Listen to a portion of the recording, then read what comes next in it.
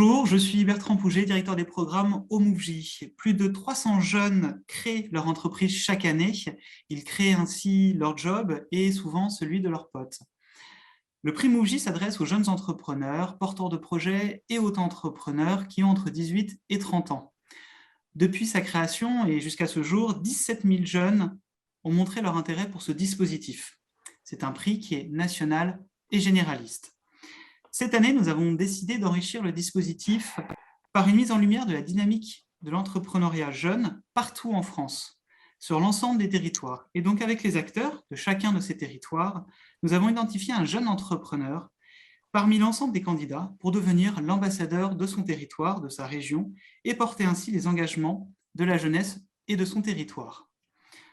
Aujourd'hui, c'est l'Outre-mer qui est à l'honneur et j'ai le plaisir d'animer ce webinaire sur l'entrepreneuriat jeune et d'accueillir à mes côtés Valentin Lacroix, fondateur d'Emerwall et ambassadeur pour l'Outre-mer, Eric Zglinicki, responsable création d'entreprise pour l'Outre-mer à BPI-France, et enfin Cathyliana Bravo, présidente de la Jeune Chambre économique de Martinique. Bonjour à tous les trois. Bonjour. Bonjour. Merci. Alors, honneur aux jeunes, Valentin, c'est une émission pour les jeunes, pour vous les jeunes. Tu es l'ambassadeur donc, de l'Outre-mer. Est-ce que tu peux nous présenter en quelques mots ton projet, s'il te plaît?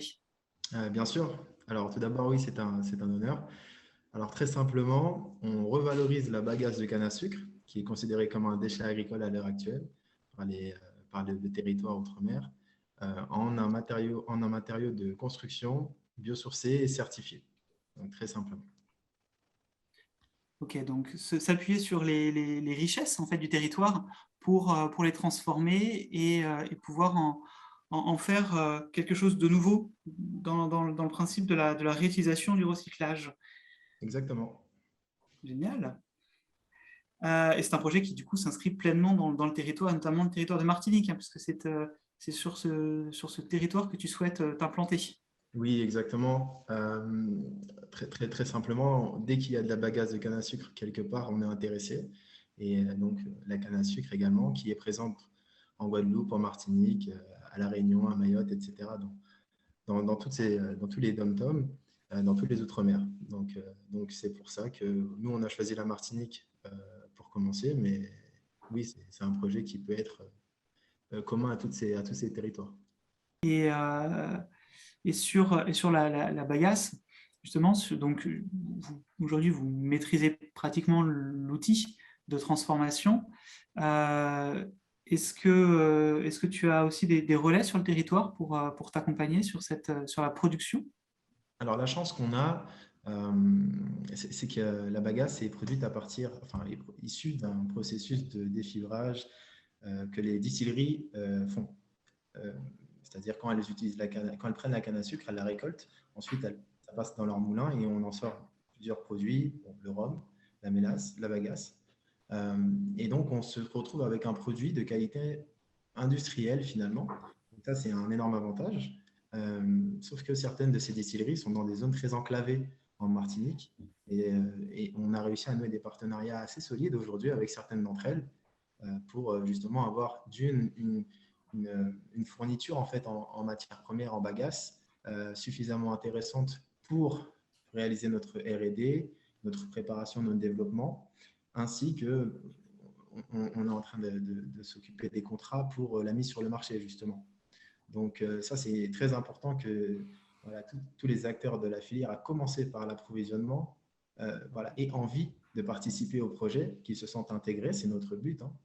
Et derrière, c'est la même chose, c'est-à-dire derrière, je veux dire, donc approvisionnement, fabrication et installation. Donc, les installateurs également nous ont bien fait comprendre que s'il y a des projets pilotes sur lesquels ils peuvent mettre un peu de notre produit, eh bien, ça les intéresserait de nous aider en ce sens. Donc, sur la chaîne de valeur, ne serait-ce que sur la chaîne de valeur, oui, on sent qu'on est déjà bien aidé et ça fait du bien.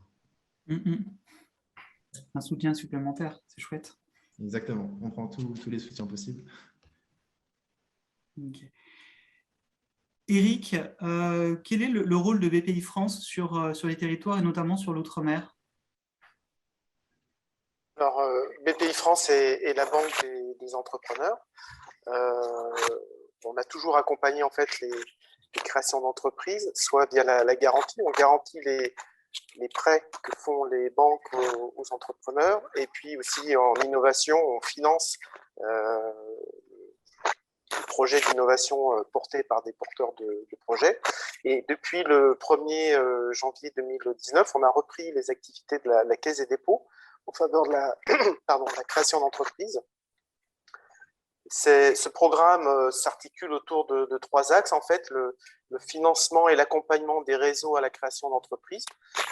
Derrière ces réseaux, on a Entreprendre, on a Initiative, France Active, BGE, l'ADI. On a aussi un programme, le deuxième axe, c'est le programme Entrepreneuriat pour tous, qui est un programme destiné aux porteurs de projets issus des quartiers prioritaires de la ville ou qui veulent s'installer dans les quartiers prioritaires de la ville. Donc, on facilite en fait leur implantation par des mises en relation. Et puis, le dernier axe, celui qui nous concerne plus aujourd'hui, c'est Agir pour tous, avec d'un côté toutes les actions en faveur de l'entrepreneuriat pour les femmes et tout ce qui concerne l'entrepreneuriat pour les jeunes et les étudiants. Donc là aussi, c'est un programme essentiel puisque la jeunesse, c'est le renouveau de l'économie. Et donc, on finance des réseaux comme MoveJ pour pouvoir financer en fait les porteurs de projets, soit étudiants, soit plus jeunes. Donc, on vous remercie d'ailleurs de l'action, de l'aide que vous nous apportez aux actions du MoveJ. Voilà. Et donc, BPI France est présent sur la métropole, mais depuis le 1er septembre, donc ça fait 1 an maintenant, 1er septembre 2020, on a créé un poste de responsable création et entrepreneuriat pour l'outre-mer, avec pour la volonté en fait de développer tous les dispositifs qui étaient déjà présents sur le territoire métropolitain. Parce que l'ambition en fait, de Nicolas Dufour, c'est de faire la BPI pour tous, que les personnes soient riches ou pauvres, qu'elles aient accès au réseau ou qu'elles partent de rien. Et l'outre-mer, en fait, n'est pas exclu, bien au contraire. Et on a une ambition qui est très forte sur l'outre-mer, que ce soit en Nouvelle-Calédonie, que ce soit à La Réunion, Mayotte ou aux Antilles. Donc, on est ravis de pouvoir prendre la parole pendant ce webinaire pour parler des actions qu'on peut mener sur ces territoires. Cathy, justement, tu es, toi, sur un territoire d'outre-mer, sur la Martinique. Est-ce que tu peux nous présenter le rôle, peut-être, de la Jeune Chambre économique ? Oui, donc je représente la Jeune Chambre économique de la Martinique qui a plus de 60 ans sur le territoire. Et donc, notre mission principale, c'est vraiment d'aider les jeunes à monter en compétences pour oser porter des initiatives d'intérêt général. Et tout cela en s'appuyant sur une méthodologie basée sur l'entrepreneuriat qui inclut donc une phase enquête et analyse pour résoudre des problématiques rencontrées par le territoire. Très bien. Et la Chambre compte combien de représentants aujourd'hui ? Alors, en fait, il y a quasiment une jeune chambre par territoire, donc sur tout le territoire national. Et nous sommes aussi un réseau mondial, donc on va nous retrouver également un peu partout. Et c'est ouvert pour les jeunes de 18 à 40 ans. De 18 à 40 ans, très bien. Merci Cathy. Valentin, est-ce que tu peux rentrer un petit peu plus dans ton projet, nous raconter un peu l'histoire, le parcours que tu as eu jusqu'à aujourd'hui en quelques mots, hein, naturellement. Oui, bien sûr, bien sûr. Alors, très rapidement, ça part d'une analogie. J'ai fait mes études en grande partie en Guadeloupe à l'origine. Et ensuite, je suis allé en métropole pour pouvoir continuer des études d'ingénieur. Et au cours de ces études d'ingénieur qui étaient orientées dans les énergies, voilà, je me suis intéressé à tout ce qui était construction, éco-construction, etc. Et je me suis rendu compte qu'il y avait un essor en métropole de produits biosourcés dans le domaine des isolants notamment. Je me suis dit, OK, ils partent de quoi pour réaliser ces produits? Ils partaient des ressources agricoles qui étaient non valorisées ou peu valorisées. Et je me suis dit, voilà, ça m'a semblé évident qu'il y avait ce potentiel également dans les territoires d'outre-mer. Il y a énormément de choses à faire avec la sargasse, avec la banane, avec la canne à sucre. Et de là est parti le projet, en fait. Donc aujourd'hui, on va dire qu'on a réussi à faire l'étape de conception à 100%. On est sur une partie de faisabilité. On est à 75% de faisabilité du projet. Et voilà, donc on a réussi à faire des prototypes et on va continuer à en faire d'autres pour améliorer les produits. D'accord. Et vous ambitionnez de commercialiser à quelle période? Normalement, si tout se passe bien, d'ici 2022. Alors, l'idée, c'est vraiment de faire quelque chose qui se situe dans l'économie circulaire à 100%, étant donné que la bagasse est en quantité suffisante en Martinique, que nous sommes installés en Martinique à partir de novembre, définitivement toute l'équipe, qui pour l'instant est un peu hybride entre Martinique et métropole. Et évidemment, tous les acteurs locaux qui représentent à la fois la maîtrise d'œuvre ou les installateurs directement sont eux aussi en Martinique. Donc l'idée, c'est de vraiment focaliser sur la Martinique dans un premier temps et ensuite viser l'export certainement. D'accord. Et donc, création d'emplois sur le territoire de Martinique, au final. Exactement, c'est le but. C'est vraiment que ce soit vertueux pour tout le territoire. Exactement. Autant que possible, en tout cas. Okay. Eric, suite à ce que tu as entendu de l'avancée du projet de Valentin, quels sont les leviers que BPI pourrait lui proposer ou par quel parcours, circuit il pourrait passer? Alors, on pourrait l'aider à faire la mise en relation avec les réseaux que l'on finance. Sur la Martinique, je pense à Réseau Entreprendre. Je ne sais pas si, Valentin, tu les connais, mais il y a Réseau Entreprendre Martinique ou Initiative Martinique Active, qui sont deux réseaux d'accompagnement qui peuvent financer via des prêts d'honneur des apports en fonds propres. Et je crois que la problématique, j'ai lu ton dossier avant de venir, et j'ai vu que la problématique de fonds propres est une problématique importante, et notamment puisque tu recherches des fonds via des investisseurs. Donc, qui dit investisseur dit dilution du capital. Donc, avant de penser à la dilution du capital, il faut consolider ces fonds propres via des prêts d'honneur que peuvent accorder ces deux structures. Et BPI France peut financer à côté de ces réseaux, on peut financer des prêts d'honneur du même montant que ce que peut faire le réseau d'accompagnement.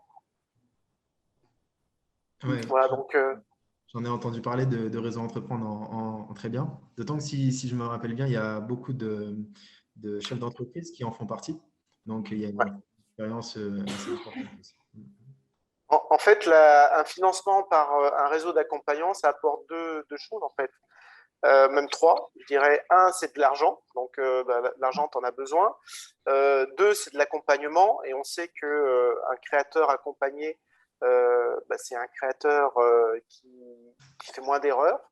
Et puis, c'est une mise en réseau aussi avec, je pense à Réseau Entreprendre qui a dans ses parrains des chefs d'entreprise. Donc là aussi, ça peut t'ouvrir des portes pour pouvoir trouver peut-être de nouveaux marchés, de nouveaux clients. Donc, je pense qu'il y a un vrai intérêt à aller les voir. Super, ok, ça sera fait.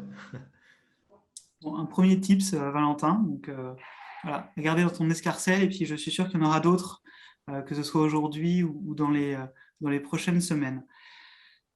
Cathy, au niveau de la jeune chambre économique, donc tu disais tout à l'heure, vous adressez aux jeunes naturellement, parce que vous êtes tous jeunes. Vous portez aussi l'entrepreneuriat. Aujourd'hui, ça représente quelle part peut-être de vos activités, l'entrepreneuriat? Alors, comme ça fait vraiment partie je dirais, de l'ADN Jeune Chambre, on est sur de l'entrepreneuriat dans quasiment toutes les actions qu'on mène, de par la méthodologie, comme je l'ai signifié, qu'on utilise. Et l'autre grand volet, parce qu'on est vraiment sur des objectifs à très, très long terme avec la Jeune Chambre, puisqu'il est question de répondre à des problématiques par des solutions. C'est vraiment axé solutions, notamment solutions pour la planète, puisque on fait en sorte que les projets collectifs que nous menons, qui sont financés par des partenaires publics ou privés, doivent répondre à un des 17 objectifs du développement durable. Et c'est en ça, en fait, que le projet de Valentin, pour nous, était complètement pertinent.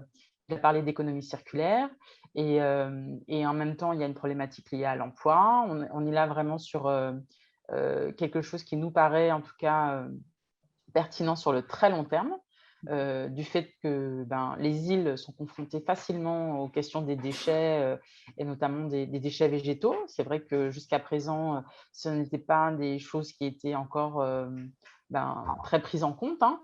On a quelques exemples comme ça d'entrepreneurs qui le font, mais pas tous.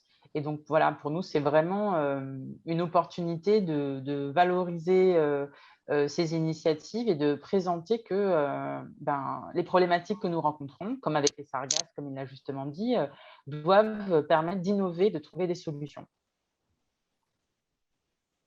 Et comment est-ce que tu peux l'aider dans son projet sur le territoire? Eh bien, en fait, nous avons une très bonne connaissance des acteurs du terrain, par exemple, peut-être avec la mise en relation d'un bureau d'études spécialisé en environnement pour peut-être améliorer ses process.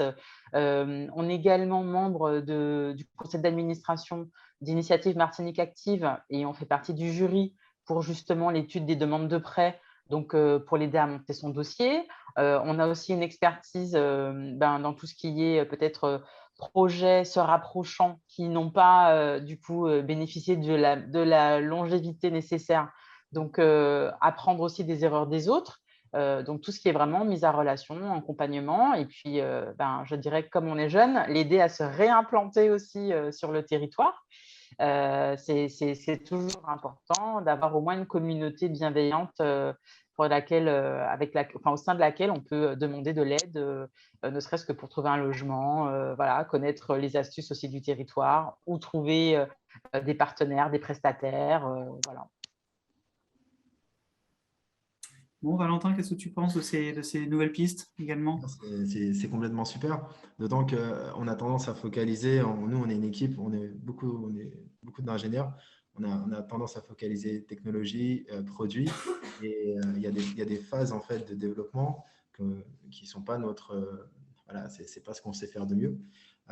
Et c'est clair qu'on s'est rendu compte aussi que pour être cohérent dans notre projet, il fallait se faire aider et savoir demander de l'aide lorsque c'était nécessaire. Concrètement, ce que propose donc la chambre économique, c'est très intéressant. Au-delà des mises en relation, donc les retours d'expérience, c'est quelque chose qu'on recherche. Et le fait qu'il y ait un interlocuteur local qui connaisse les spécificités locales, c'est très important pour nous, que ce soit la Martinique, la Guadeloupe ou la Réunion. Bon, la Guyane, elle est sur un continent, mais toutes sont des îles. Donc, en plus de créer une entreprise, on crée une entreprise avec les contraintes d'insularité. Et en général, ça crée des surcoûts, ça crée du surstockage, surtout pour un produit, hein, du surstockage, du suréquipement. Enfin, ce sont des contraintes en plus. C'est sûr que l'expérience de partenaire, c'est très, très important pour nous. Donc, l'expérience, le retour d'expérience et puis le financement, donc avec les réseaux dont Eric a parlé. Plus de BPI France qui vient également en soutien de ces financements. Est-ce que parce que tu parlais justement qu'il était toujours bon d'aller chercher de l'aide et d'en prendre de l'aide lorsqu'on en proposait, est-ce que tu as déjà été accompagné? Alors, on n'a jamais été accompagné, on va dire, pendant 2 ans où on n'était pas officiellement créé, on travaillait un peu voilà, dans le garage, entre guillemets. Puis, lorsqu'on a décidé de mettre en place certaines étapes, il a fallu qu'on aille chercher la bourse French Tech, donc justement de France, d'ailleurs, qui nous a permis de faire une première salve d'essai et qui ont été très concluants. Grâce à ça, on a vu qu'on avait un produit compétitif du point de vue technique. On répondait aux demandes des prospects clients avec ce produit. Là, on le peaufine. Donc, ouais, ça a été une première chose, l'accompagnement financier. Ça a vraiment été une grosse aide. Et derrière, on s'est rapproché du Technopole Martinique, voilà, qui est un organisme public qui aide également d'un point de vue technique, d'un point de vue commercial, marketing et ressources humaines aussi à se développer. Voilà, ce sont des étapes comme ça où on se rend compte qu'à un moment, en se faisant aider, bon, aujourd'hui avec le Mouji, ça nous permet de passer des caps, d'aller dans des domaines, sortir de notre zone de confort en fait, et se challenger. C'est ce qui est nécessaire en fait, si on veut être efficace.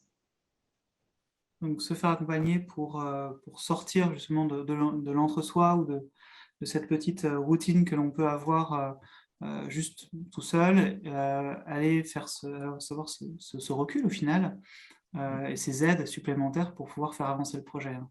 Si je résume ce que tu disais. Ouais, exactement. On fait des choses qui ne sont pas si compliquées que ça, puisqu'on est, on est passionné de notre temps, on n'a rien à perdre. Mais justement, l'erreur, c'est d'aller souvent trop vite ou voilà, de tout simplement louper le stop, quoi. Donc, c'est pour ça, les partenaires avec lesquels on travaille sont, euh, ouais, il y a de l'expérience et souvent de bons conseils. Mhm. Et tu es aujourd'hui donc, tu vas être accompagné par le MOVJ, tu es l'ambassadeur du prix MOVJ. Et je voulais revenir un petit peu sur sur cette notion d'ambassadeur. Cathy, Eric, vous avez tous ensemble, hein, avec un jury régional, décidé d'élire Valentin et son projet comme ambassadeur de l'Outre-mer. En quoi comptez-vous sur lui? Alors, qu'est-ce qui peut-être a pesé dans la balance? Même si je pense, Cathy, tu as énoncé quelques éléments déjà tout à l'heure, mais en quoi, justement, son dossier se différencie peut-être des autres? Et voilà, quelles questions vous aimeriez lui poser? Moi, j'aimerais lui demander dans quelle mesure l'envie d'entreprendre sur son territoire d'origine a pesé dans la balance. Euh, En fait, très concrètement, on n'a pas choisi la facilité en venant en Martinique parce que c'est, comme je l'ai dit, c'est une île. Donc on connaît l'environnement économique. C'est pas simple, c'est un territoire assez rude, mais c'est plus fort en fait que tout. L'idée, c'est vraiment d'apporter quelque chose. C'est une reconnaissance parce que bon, faire les études, être obligé de quitter, bon, moi c'était la Guadeloupe, mais je veux dire être obligé de quitter son chez-soi pour aller faire les études à 8000 km, c'est quelque chose que tous les jeunes des Outre-mer connaissent, hein, qu'il n'y a pas que la Guadeloupe, la Martinique, hein, partout. Voilà, donc quand on vient en métropole, on apprend des choses, soit on les réutilise localement, soit on revient et on essaie de bouger les choses, de faire bouger les choses. Donc avec toute la plus grande des modesties, c'est ce qu'on essaye de mettre en place. Et c'est aussi pour ça que voilà, c'est une motivation supplémentaire, c'est clair, c'est une motivation supplémentaire. Donc, c'est faire bouger les choses et apporter quelque chose de nouveau sur son territoire. Ouais, c'est ça. Après, on a, enfin, concrètement, moi, j'ai la fibre un peu innovation. Dès qu'il y a quelque chose d'innovant, j'aime bien, j'aime bien. Et clairement, les Outre-mer, il y a tellement de choses à faire d'innovant. Moi, aujourd'hui, je parle de, enfin, je mets en place un projet de matériaux de construction, mais il y a énormément de choses à faire, que ce soit dans les énergies, que ce soit dans l'environnement, que même sur le numérique. Enfin, il y a énormément de choses à faire. C'est pour ça que je pense, en toute modestie encore, que voilà, il faut utiliser le savoir-faire et tout ce qu'on a appris pour le réutiliser sur des cas spécifiques aux Outre-mer, autant que possible en tout cas. Puisque si ce n'est pas nous qui le faisons, voilà, je ne sais pas vraiment qui le fera. Eric, est-ce que tu as une question pour Valentin? Alors, peut-être deux. Deux, allons-y. La première, c'est quelle est ta plus grande fierté à ce jour sur ce projet? Et deux, un porteur de projet, un patron d'entreprise doit se projeter. Comment tu te vois dans 3 ans? D'accord. Alors, la plus grande des fiertés,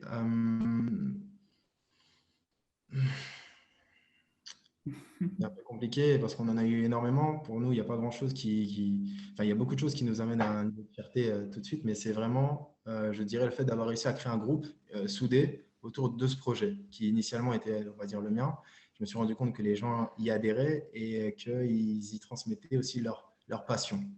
Donc ça, c'est une vraie fierté, que ce soit en Martinique, en Guadeloupe, même maintenant à l'international, en métropole. Ça, c'est la plus grosse des fiertés, je pense, de voir que les gens y croient et essayent de nous aider ou nous aident réellement. Donc, dans tous les cas, ça fait plaisir. C'est une fierté. Et la deuxième chose, dans 3 ans, idéalement, ça serait vraiment de réussir à s'intégrer au tissu économique martiniquais dans un premier, enfin, qu'on soit bien intégré dans le tissu économique martiniquais, voilà, qu'on puisse être un acteur important, au moins à ce niveau-là, et évidemment de cibler au moins les quelques pays qui sont dans la Caraïbe. D'un point de vue géographique, on a un produit on a une offre en fait qui correspond à la demande locale. D'un point de vue régional, je parle de Caraïbes, Amérique centrale.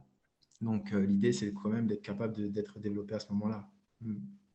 Suffisamment développé, au moins pour pouvoir proposer une offre qualitative.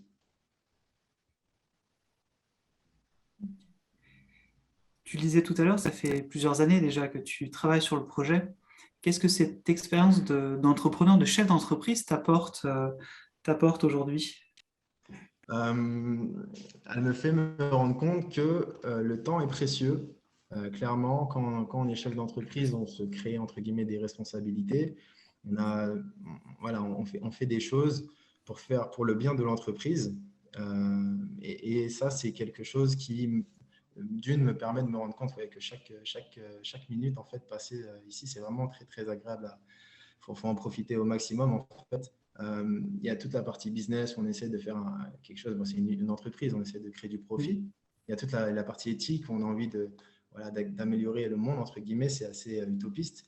Et il y a la partie terre à terre, en fait. C'est ça, c'est très complet cette expérience. Si on veut, je pense, réellement vivre, vivre toutes les expériences possibles avec un seul métier, entre guillemets, chef d'entreprise, ça a l'air d'être le bon métier pour ça.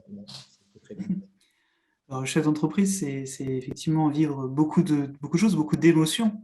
On parle souvent de l'ascenseur émotionnel, puisqu'on peut avoir des bonnes nouvelles et des catastrophes qui arrivent en quelques minutes, et donc passer de cette plus grande joie à peut-être un profond désespoir.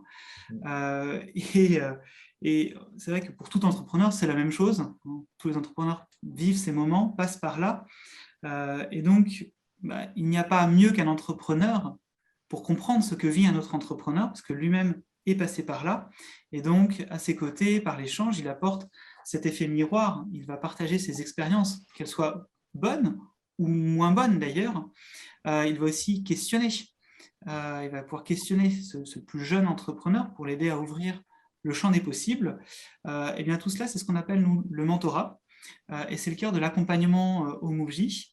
Et donc c'est quelque chose que l'on fait depuis 12 ans maintenant. Et pour pouvoir escalader tes prochains Mont Blanc, grâce au soutien de l'État et du plan Un jeune, une solution, nous lançons le programme Un jeune, un mentor pour entreprendre, afin d'aider et d'accompagner tous les jeunes entrepreneurs de France pour qu'ils puissent bénéficier d'un mentor à leur côté. Toi, est-ce que ça te plairait d'avoir un mentor? Mais bien sûr, sans hésitation. Ouais. Quel est le prochain sommet, tiens, d'ailleurs, que tu aimerais gravir avec lui? Alors, le prochain sommet à gravir avec ce mentor, ce serait justement de préparer cette phase de mise sur le marché qui arrive à grands pas, pour laquelle on s'est déjà préparé, mais on sait qu'on a encore un peu de temps avant d'y arriver. Donc, c'est vraiment d'ajuster tout ce qui peut être ajusté et de peaufiner la mise sur le marché. Enfin, ce serait ça. Donc, peaufiner la mise sur marché pour être peut-être plus serein aussi sur cet aspect-là et déjà anticiper et préparer l'avenir. Oui, exactement. Il y a toujours des ajustements à faire, mais c'est plus compliqué de faire des ajustements quand le projet tourne à 100%, quoi. Ouais. Donc, autant faire les grosses modifications avant, c'est sûr. C'est sûr. On arrive bientôt à la fin de ce webinaire. Tous les trois, est-ce que vous avez peut-être un mot de conclusion, une phrase, un élément que vous aimeriez adresser à tous les jeunes de l'Outre-mer qui veulent se lancer? Et peut-être, Eric, je te laisse démarrer. Alors moi, je reprendrai juste les paroles de Valentin tout à l'heure, qui disait il faut être utopiste et terre à terre. Je crois qu'il a bien résumé la vision d'un chef d'entreprise. Il faut avoir des utopies pour penser des choses qui sont un peu folles au départ, des choses qui sont utiles, parce que le projet est utile à la fois économiquement, mais aussi sur un plan d'utilité sociale pour l'environnement. Et puis, il faut être terre à terre, garder à la fois de la prudence. Quand un chef d'entreprise est ambitieux, mais il doit être prudent. Et voilà, donc il a bien résumé je dirais le profil d'un chef d'entreprise. Donc, je trouve que c'est un bon départ déjà pour lui. Donc, je l'encourage. Je suis à sa disposition pour le mettre en relation avec les bonnes personnes s'il le souhaite. Et souhaite bon vent pour ce beau projet de retour au territoire. Merci. Merci Eric. Cathy, une petite phrase de Moi, je conclusion. dirais à tous les jeunes insulaires, quel que soit l'endroit où vous vous trouvez, n'hésitez pas, adressez-vous à la jeune chambre à côté de chez vous et n'hésitez pas non plus à reprendre contact avec la jeune chambre de votre territoire d'origine. On est là, on est à l'écoute. On connaît tous la difficulté d'être ultramarin et de devoir ensuite faire son chemin parfois loin de chez soi. Mais ce n'est pas un obstacle, comme l'a dit Valentin, c'est une motivation supplémentaire pour innover, créer.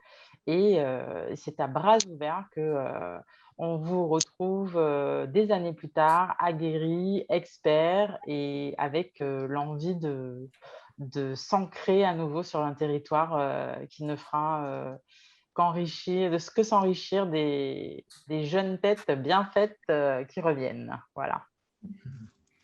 Et c'est bien volontiers que je dis à Valentin à très bientôt en lui laissant mes coordonnées. Merci beaucoup.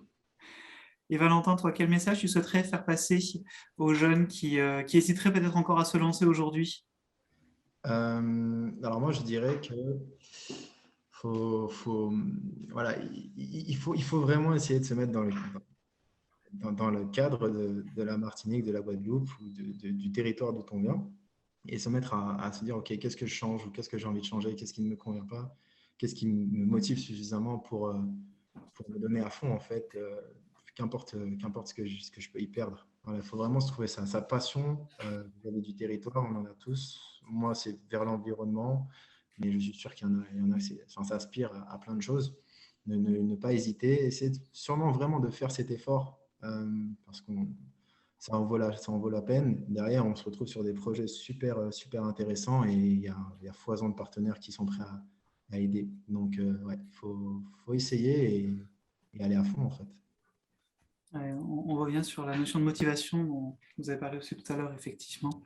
Et qu'il y a des opportunités, si je t'écoute, il y a des opportunités partout, quel que soit le territoire. Il suffit d'ouvrir les yeux, de réfléchir à ce que l'on pourrait changer, ce que l'on a envie de changer. C'est ça? Oui, c'est ça. En synthétique, c'est exactement ça. Ok, super. Bon, bah, trois jolis messages qui s'adressent aux jeunes. Merci à vous trois de votre participation à ce webinaire. Je rappelle juste quelques éléments sur le dispositif. Donc, un jeune à mentor pour entreprendre, c'est donc l'accompagnement par un entrepreneur expérimenté pour parler de tout, absolument de tout, pendant au minimum 6 mois. C'est un réseau de 2500 entrepreneurs sur toute la France qui partagent des fortes valeurs de confiance, d'écoute, de partage, de bienveillance. C'est un programme qui est financé 100% par l'État dans le cadre du dispositif Un jeune, un mentor. Et enfin, c'est un site internet, unjeuneunmentorpourentreprendre.fr, donc un jeune, un mentor pour entreprendre, tout attaché, avec le 1 en chiffres. N'hésitez pas à postuler d'ailleurs à ce programme et à découvrir la richesse de l'échange, de la réflexion entre pairs, d'égal à égal, donc avec cet entrepreneur expérimenté qui est le mentor. Encore une fois, merci Cathy, merci Eric et merci Valentin. Et je vous dis donc à très bientôt. Au revoir. Bravo Mouvji et à bientôt.